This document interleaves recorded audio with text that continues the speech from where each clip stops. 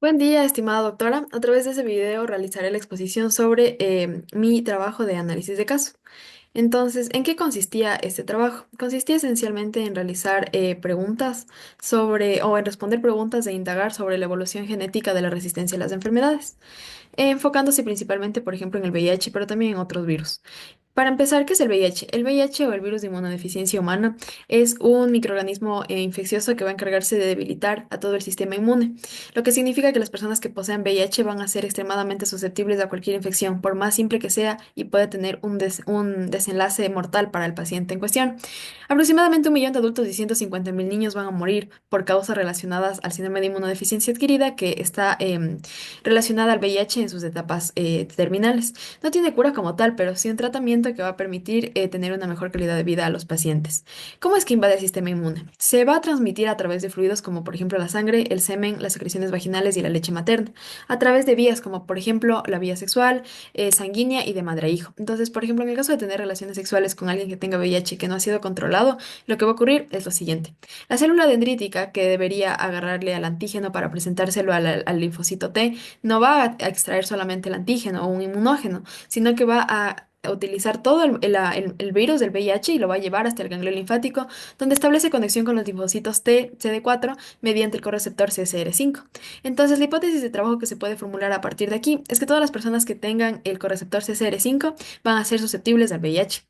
¿Qué se descubrió últimamente? Se descubrió que la porción de genoma que codifica el correceptor CCR5 hay una pequeña mutación en algunos casos. Esta mutación es una mutación por delesión de unos pares de bases que va a generar la formación de un correceptor mutado llamado CCR5 delta 32.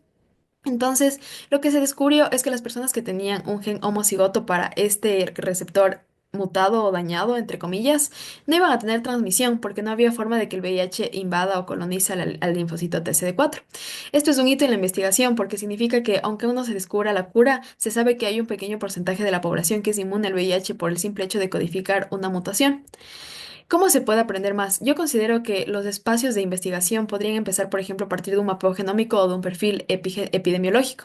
El mapeo genómico va a servir principalmente para que yo sepa qué poblaciones son las que tienen esta alteración, porque si es que tuvieran todas, no existiría el VIH como tal, el ser humano no sería un foco de atención del VIH, pero sí es así, entonces debe haber una pequeña población que sí tenga la expresión de este correceptor alterado y hay que saber cuál es. Y el perfil epidemiológico yo pienso que va más enfocado hacia la parte sanitaria para agrupar enfermedades que también entren por este correceptor.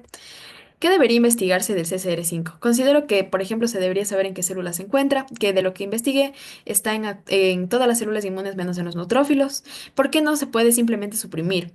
Porque estaríamos comprometiendo a toda la descendencia a partir de esa célula en la que hemos hecho la supresión del correceptor, lo que significa que hay que ser extremadamente meticuloso para no causar alteraciones como un daño colateral.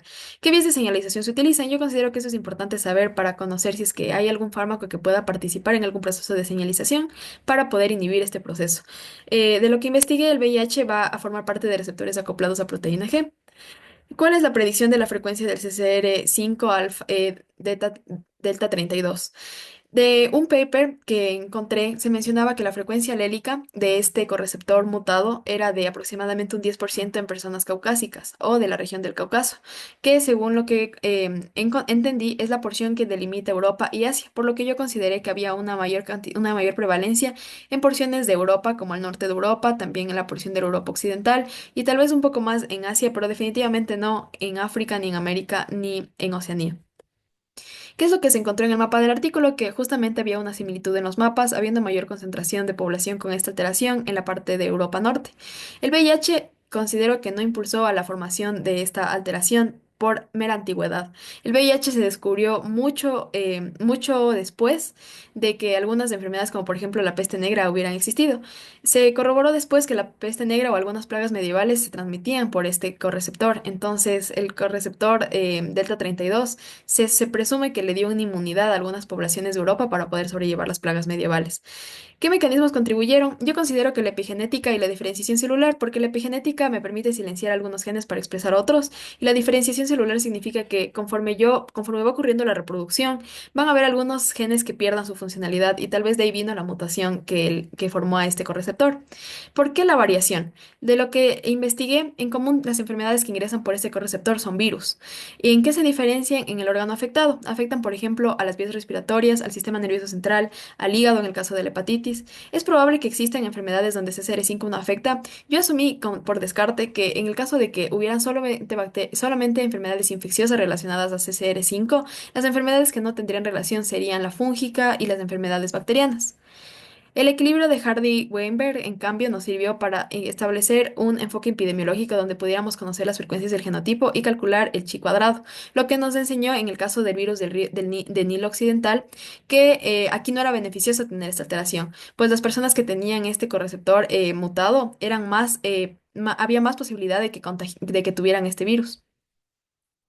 Por último, se solicitó la lectura de un artículo y yo elegí el primero que hablaba sobre que en China un grupo de investigadores se dedicaron a conseguir embriones que tuvieran alguna anomalía para poder trabajar en ellos, en el que se insertara este gen, el gen mutado con la deleción, que se comprobó al final que solamente 4 de los 26 embriones de los que se les implantó este gen, solamente ellos lo preservaron hasta el final y lo pudieron expresar.